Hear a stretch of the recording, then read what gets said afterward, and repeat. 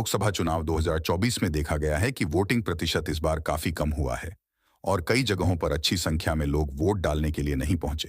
उदाहरण के लिए पोर्ट ब्लेयर में मतदान प्रतिशत 50% के करीब था, जो बहुत उत्साहजनक नहीं है। और इसलिए जैसा कि पोर्ट ब्लेयर अंडमान द्वीप में सबसे अधिक आबादी वाला स्थान है, पोर्ट ब्लेयर में मतदान प्रतिशत कम होने का मतलब है कि पूरे द्वीप समूहों में कुल मतदान प्रतिशत कम हो गया है। इस संबंध में अंडमान लाइव ने 2024 के चुनाव में भाग लेने वाले कुछ उम्मीदवारों से बात की और उनसे पूछा कि उन्हें क्यों लगता है कि इस साल मतदान प्रतिशत कम था। मेन रीजन देखिए, इसमें परसेंटेज कम कहाँ हुआ था? पोर्ट ब्लेयर सिटी एरिया में हुआ था, अर्बन एरिया में। बाकी जगह में सब 70-80%, 18 अंकोरी में हुआ, 70 to 73 करके जो है डिग्रीपुर माया फरारगंज खाली कैम्बल वे में 63 समथिंग हुआ। बाकी जगह में सब तो ठीक है, 73 सेंटीमीटर। तो पोर्ट ब्लेयर में वोटेज ज्यादा है, यहाँ का जो परसेंटेज कम होगा, ओवरऑल परसेंटेज जो है बहुत ड्रास्टिकली नीचे चले जाएगा।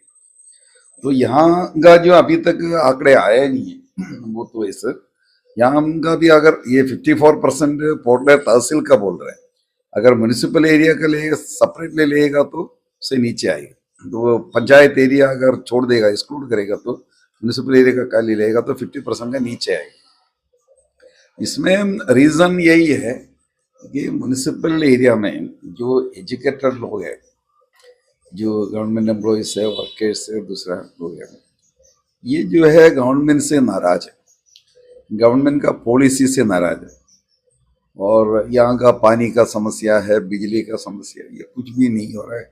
ये दोनों पार्टियां जो बारी बारी से इधर में राज कर रहा है, एमपी जी कर रहे हैं, नहीं हो रहा। इसलिए लोग पूरा गुस्सा में, लोग इसलिए गुस्सा में जो है इन लोग असंतुष्ट होकर के वोट करने नहीं दिया। ये हमारा पार्टी का जो है ये मतलब मान्य है। फिर दूसरा एक बात है कि गवर्नमेंट एम्प्लॉयज और वर्कर्स को उतारने के लिए एडमिनिस्ट्रेशन और इलेक्शन कमीशन कुछ भी काम नहीं किया। उन लोग इलेक्शन कमीशन अपना एज यूजुअल गवर्नमेंट प्रोग्राम बहुत करा रहे हैं उसमें रेस करा रहे हैं, कंपटीशन करा रहे हैं, स्कूल में जाके वो सब है। लेकिन गवर्नमेंट एम्प्लॉयज एंड वर्कर्स के बीच में जाकर के प्रचार नहीं किया, एडमिनिस्ट्रेशन भी नहीं किया, कोई नहीं किया। उसके लिए चाहिए था एम्प्लॉयज का जो है सर्विस एसोसिएशन है, उनका मीटिंग करना चाहिए था, ट्रेड यूनियन का मीटिंग करना चाहिए था। इधर में सेंट्रल ट्रेड यूनियंस में INTUC, CITU और BMS है, तीन ही सेंट्रल ट्रेड यूनियंस है, उनका मीटिंग बुला करके उनको बोलना, आप लोगों का यूनियन और मेंबर्स को बता दीजिए कि जो सब आके वोट, तो थोड़ा सा असर होगा।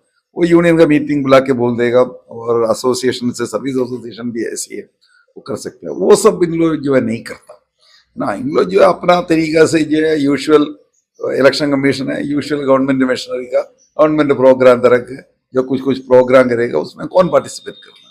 कोई ऐसे गवर्नमेंट बोलने से तो कोई सुनेगा नहीं, कोई आएगा नहीं।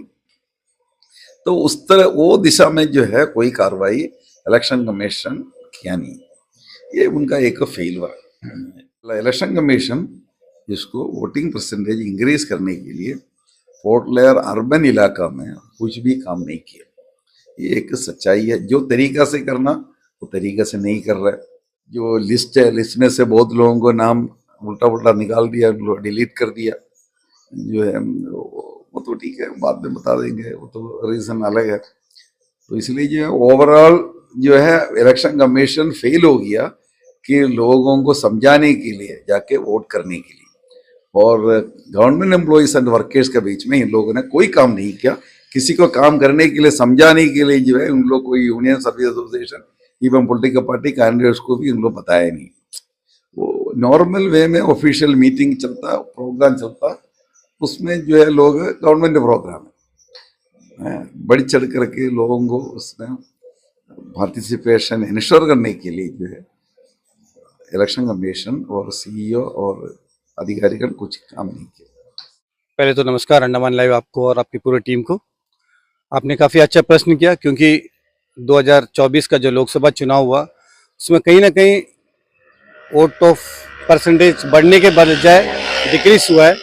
इसमें कहीं ना कहीं हमारा अंडमान निकोबार एडमिनिस्ट्रेशन का सिस्टम में काम करने का तरीका में कुछ फेलियर है, क्योंकि उन्होंने एडवर्टाइजमेंट अच्छा किया, लोगों के बीच में पहुंचा, लेकिन रिजल्ट उसमें कन्वर्ट नहीं हुआ। तो कहीं ना कहीं ये एक बहुत बड़ा मिसप्लेस हुआ है, चाहे वो बीएलओ लेवल में हो चाहे उसके ऊपर लेवल में हो। तो हमने भी काफ़ी इसके बारे में पता किया।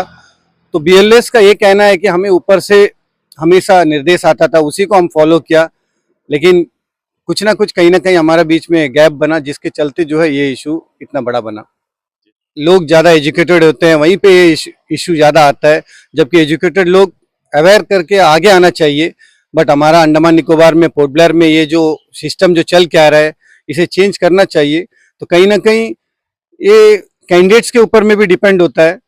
कैंडिडेट्स भी मोटिवेट करते हैं, लेकिन कहीं ना कहीं पब्लिक को बाहर आना है। अंडमान निकोबार एडमिनिस्ट्रेशन काफ़ी जोर लगाया था, चाहे वो बाइक रैलीज के रूप में हो चाहे होर्डिंग्स के रूप में हो, हर एक जगह वोटर्स को जो है आगे बढ़ाने का काम किया। लेकिन एक चीज वही है, जो वोटर लिस्ट में नाम अगर लास्ट टाइम में कुछ एक ऐसा एक ऑप्शन रखता जो अपना आधार कार्ड या तो आइलैंडर कार्ड या तो इलेक्शन आईडी के साथ में अगर वो जाने से उसको वोटिंग करने का प्रावधान दिया देता, तो शायद वोट ऑफ परसेंटेज और इंक्रीज होता। तो कहीं ना कहीं ये सिस्टम का कमी का वजह से ये वोटिंग ऑफ परसेंटेज कम हुआ है।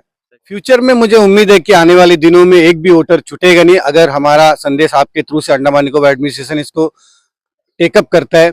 जितना भी ग्राम पंचायत है, म्युनिसिपल काउंसिल्स है, तमाम पंचायत और काउंसिल के साथ टाई अप करके अगर एक फाइनल लिस्ट जारी करेंगे, तो मुझे उम्मीद है कि एक भी नाम नहीं छूटेगा। क्योंकि पंचायतों में लोग जुड़ते हैं प्रधान के थ्रू, समिति के थ्रू, जिला के थ्रू, वार्ड मेंबर्स के थ्रू, काफी सारा ऑप्शंस है। उसी तरह काउंसिल में भी 24 वार्ड में 24 काउंसिलर हमेशा उपलब्ध रहते हैं लोगों के बीच में। तो हम चाहेंगे कि अंडमान निकोबार एडमिनिस्ट्रेशन, चाहे काउंसिल हो चाहे पंचायत हो, उनसे टाई अप करके फिर एक फाइनल लिस्ट बनाने से ये समस्या का समाधान मिलेगा।